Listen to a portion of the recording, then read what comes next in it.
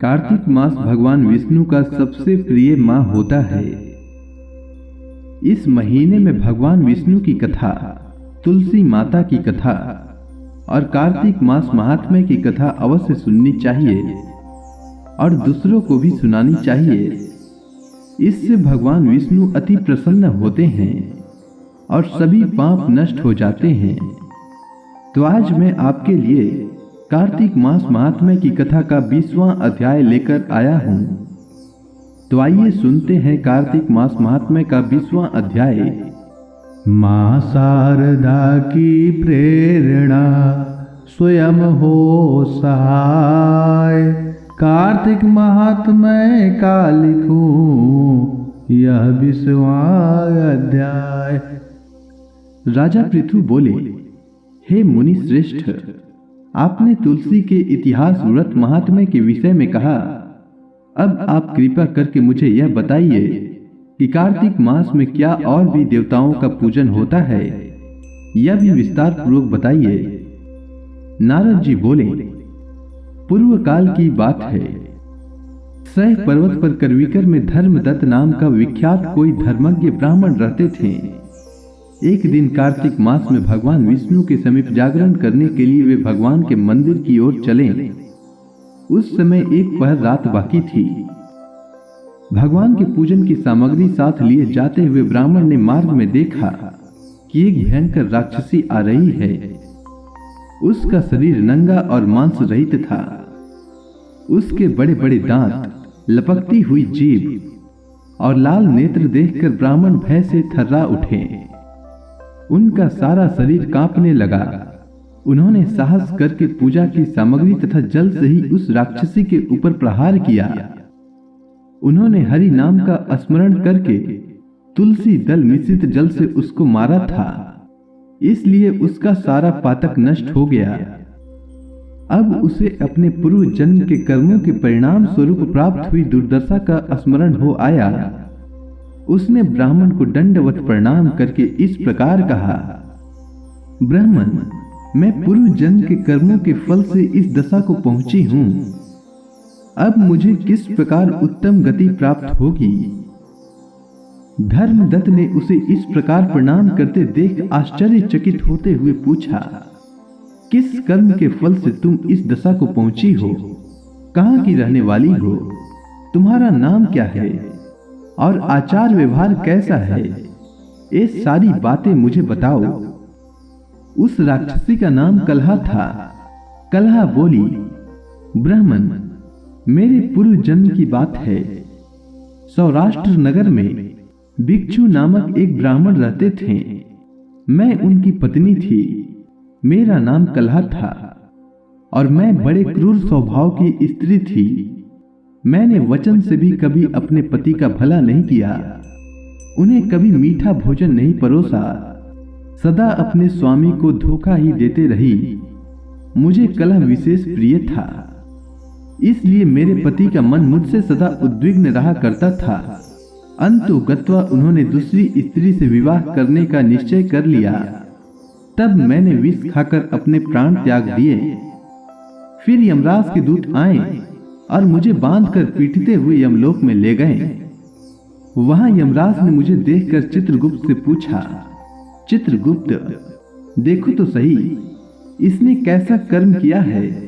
जैसा इसका कर्म हो उसके अनुसार यह शुभ और अशुभ प्राप्त करे।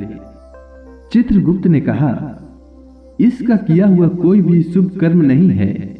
यह स्वयं मिठाई उड़ाती थी और अपने स्वामी को उसमें से कुछ भी नहीं देती थी।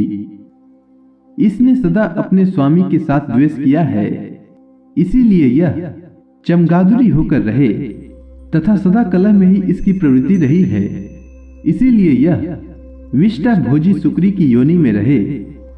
जिस बर्तन में भोजन बनाया जाता है उसी में यह सदा अकेली खाया करती थी। अतः उसके दोष से यह अपनी ही संतान का भान करने वाली बिल्ली हो। इसने अपने पति को निमित्त बनाकर आत्मघात किया है, इसलिए यह अत्यंत निंदनीय स्त्री प्रेत के शरीर में भी कुछ काल तक अकेली ही रहे। इसे यमदूतों द्वारा निर्जल प्रदेश में भेज देना चाहिए। वहां दीर्घ काल तक यह प्रेत के शरीर में निवास करे। उसके बाद यह पापिनी शेष 3 योनियों का भी उपभोग करेगी। कलहा ने कहा, विप्रवर, मैं वही पापिनी कलहा हूं। इस प्रेत शरीर में आए मुझे 500 वर्ष बीत चुके हैं। मैं सदैव भूख प्यास से पीड़ित रहा करती हूं। एक बनिए के शरीर में प्रवेश करके मैं इस दक्षिण देश में कृष्णा और वेणी के संगम तक आई हूं। जो ही इस संगम तट तक पहुंची, त्यों ही भगवान शिव और विष्णु के पार्षदों ने मुझे बलपूर्वक बनिए के शरीर से दूर भगा दिया। तब से मैं भूख का कष्ट सहन करती हूँ और इधर उधर घूम रही हूँ। इतने में ही आपके ऊपर मेरी दृष्टि पड़ गई। आपके हाथ से तुलसी मिश्रित जल का संसर्ग पाकर मेरे सब पाप नष्ट हो गए हैं। हे द्विज श्रेष्ठ, अब आप ही कोई उपाय कीजिए। बताइए, मेरे इस शरीर से और भविष्य में होने वाली भयंकर 3 योनियों से किस प्रकार मुक्त होऊंगी। कलहा का यह वचन सुनकर धर्मदत्त उसके पिछले कर्मों और वर्तमान अवस्था को देखकर बहुत दुखी हुआ। फिर उसने बहुत सोच विचार करने के बाद कहा, तीर्थ में दान और व्रत आदि सत्कर्म करने से मनुष्य के पाप नष्ट हो जाते हैं, परंतु तू तो प्रेत के शरीर में है, अतः उन कर्मों को करने की अधिकारिणी नहीं है। इसीलिए मैंने जन्म से लेकर अब तक जो कार्तिक का व्रत किया है, उसके पुण्य का आधा भाग मैं तुझे देता हूं। तू उसी से सद्गति को प्राप्त हो जाएगी। इस प्रकार कहकर धर्मदत्त ने द्वादशाक्षर मंत्र का श्रवण कराते हुए तुलसी मिश्रित जल से ज्यों ही उसका अभिषेक किया, त्यों ही वह प्रेत योनि से मुक्त हो प्रज्वलित अग्नि शिखा के समान तेजस्विनी एवं दिव्य रूप धारिणी देवी हो गई और सौंदर्य में लक्ष्मी जी की समानता करने लगी। तदंतर उसने भूमि का दंड की भांति गिरकर ब्राह्मण देवता को प्रणाम किया और हर्षित होकर गदगद वाणी में कहा, हे द्विज श्रेष्ठ, आपके प्रसाद से आज मैं इस नरक से छुटकारा पा गई। मैं तो पाप के समुद्र में डूब रही थी और आप मेरे लिए नौका के समान हो गए। वह इस प्रकार ब्राह्मण से कही रही थी कि आकाश से एक दिव्य विमान उतरता दिखाई दिया। वह अत्यंत प्रकाशमान एवं विष्णु रूपधारी पार्षदों से युक्त था। विमान के द्वार पर खड़े हुए पुण्यशील एवं सुशील ने उस देवी को उठाकर श्रेष्ठ विमान पर चढ़ा लिया। तब धर्मदत्त ने बड़े आश्चर्य के साथ उस विमान को देखा और विष्णु रूपधारी पार्षदों को देखकर साष्टांग प्रणाम किया। पुण्यशील और सुशील ने प्रणाम करने वाले ब्राह्मण को उठाया और उसकी सराहना करते हुए कहा, हे द्विज श्रेष्ठ, तुम्हें साधुवाद है, क्योंकि तुम सदैव भगवान विष्णु के भजन में तत्पर रहते हो, दीनों पर दया करते हो, सर्वज्ञ हो तथा भगवान विष्णु के व्रत का पालन करते हो। तुमने बचपन से लेकर अब तक जो कार्तिक व्रत का अनुष्ठान किया है, उसके आधे भाग का दान देने से तुम्हें दूना पुण्य प्राप्त हुआ है और सैकड़ों जन्मों के पाप नष्ट हो गए हैं। अब यह वैकुंठ धाम में ले जाई जा रही है।